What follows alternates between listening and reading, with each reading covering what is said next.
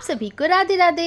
आज सुबह उठकर देखा तो रात की आंधी तूफान ने मेरे प्लांट्स की ऐसी हालत कर दी कि पूछो ही मत। पूरे प्लांट्स को ही गिरा डाला। बार बार उठाने पर भी बार बार प्लांट गिरे ही जा रहा था। 2-3 बार सेट करने पर भी अच्छे से सेट नहीं हुआ, तो जाकर हैमर लेके आई और इसे अच्छे से ठोक ठोक कर ही इसे सेट करना पड़ा, तभी जाकर अच्छे से ये सेट हो पाया। इसके बाद इसमें जो एक्स्ट्रा घास फूस लगी हुई थी उनको भी हटाया, और जो गेंदे का प्लांट लगा हुआ था वह सूख गया था तो उसे भी उखाड़ फेंका।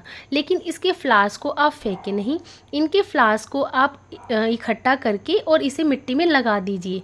इससे आपके जो नए नए प्लांट है वो ग्रो भी हो जाएंगे।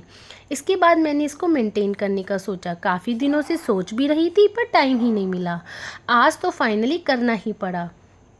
तो सबसे पहले इसे मैंने थ्रेड से जो इसे बांधा हुआ था उन सभी थ्रेड को अच्छे से हटाया, क्योंकि इसकी ग्रोथ भी अच्छे से नहीं हो रही थी और ज़्यादा लंबा होने की वजह से इसकी जो टहनियाँ हैं वो भी सूख गई थी।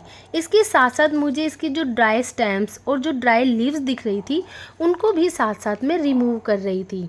अगर आपका प्लांट भी सर्दियों की वजह से ऐसा हो गया है तो घबराइए नहीं। आज मैं कुछ ऐसे टिप्स आपको बताऊंगी जिससे पूरी गर्मियाँ या मानो दिसंबर तक यह प्लांट्स फ्लावरिंग करेगा। तो सबसे पहले अभी जो प्लांट्स में नई नई ग्रोथ शुरू हो रही है तो उनकी जो टिप वाली जगह है वहाँ से आप उसकी पिंचिंग करना शुरू कर दीजिए। इससे पौधा जो है वो घना भी होगा, नई नई ब्रांचेस भी निकलेंगी। और यह देखिए, पूरा थ्रेड निकालने के बाद मैं इसको फिर नए सिरे से फिर से सेट भी कर रही हूँ। इसके बाद इसे प्लांट को आप ऐसी जगह पर रखिए जहाँ पर पर्याप्त मात्रा में इसे धूप मिले, यानी कि इसे 6 से 8 घंटे की धूप तो चाहिए ही चाहिए। इसकी मिट्टी आप जब भी बनाएं वेल ड्रेन सॉइल ही बनाएं ताकि पानी इकट्ठा ना हो। महीने में एक बार आप इसमें वर्मी कंपोस्ट डाल सकते हैं। इससे जो पौधा है वो घना बनने के साथ साथ बहुत ज़्यादा फ्लावरिंग भी करेगा। अगर इसमें फलियां बनती हैं तो समय समय से आप उसे तोड़ते भी रहें, क्योंकि फलियां बनने के बाद जो पौधा है वो अपनी एनर्जी फलियों पे लगाता है। इससे ज़्यादा फिर फ्लावरिंग नहीं होती, और अगर फ्लावर मुरझा गए हैं तो उन्हें भी आप हटाते रहिए। और जो भी आगे कलियां हैं उनकी पिंचिंग करेंगे तो इससे पौधा घना भी बनेगा और बहुत ज़्यादा फ्लावरिंग भी होगी।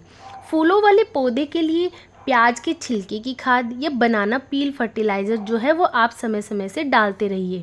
यह जो खाद है आपके पौधों को फूल देना शुरू कर देगा। समय समय पर इसकी मिट्टी की गुड़ाई भी करते रहिए, और ताकि जो इसकी रूट्स है उसमें भी हवा लगती रहे। और आप गुड़ाई करने के नेक्स्ट डे आप इसमें फिटकरी वाले पानी, जो फिटकरी वाला फर्टिलाइज़र होता है या पानी होता है, वो आप प्लांट में ज़रूर डालें। महीने में एक बार इस फर्टिलाइज़र का यूज़ करें। पानी तभी डालें जब मिट्टी सूखी दिखे।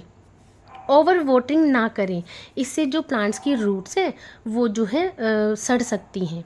इसके अलावा जो फूलों वाले प्लांट्स हैं आप उसमें सरसों का पाउडर भी मिला सकते हैं। 50 ग्राम पीली सरसों जो है वो मिक्सी में पीस लीजिए और पीसकर जो है उसकी मिट्टी में आप डाल दीजिए, वरना पीसने के बाद 1 लीटर पानी में घोलकर पौधे की रूट्स में भी आप डाल सकते हैं। आप इसे महीने में या 2 महीने में एक बार ज़रूर करें। इस पौधे को आप सरसों की खली या अंडे के छिलके, कॉफ़ी ग्राउंड, प्याज लहसुन के छिलके, संतरे के छिलके का भी आप इन पौधों में इस्तेमाल कर सकते हैं। या तो आप इन्हें ड्राई कर पीस कर मिट्टी में मिला दें, या फिर आप लिक्विड फर्टिलाइज़र इसमें डालें। यह सब प्लांट्स को नाइट्रोजन, फास्फोरस, पोटेशियम जैसे पोषक तत्व देते हैं, जिससे जो प्लांट है वो हरा भरा रहता है। और अगर आपको ये सब करने में दिक्कत होती है तो आप सारे किचन वेस्ट को 1 लीटर पानी में मिला दीजिए और नेक्स्ट डे उसमें डबल पानी भरकर आप मेरी तरह प्लांट्स को दे सकते हैं। इससे जो प्लांट्स है उसमें ज़्यादा मेहनत भी नहीं लगती फर्टिलाइज़र बनाने में, और प्लांट्स भी हरा भरा रहता है। तो आज की वीडियो में आप मुझे ये बताइएगा कि मैंने आपको कितने होममेड फर्टिलाइज़र आपको मैंने बताए हैं।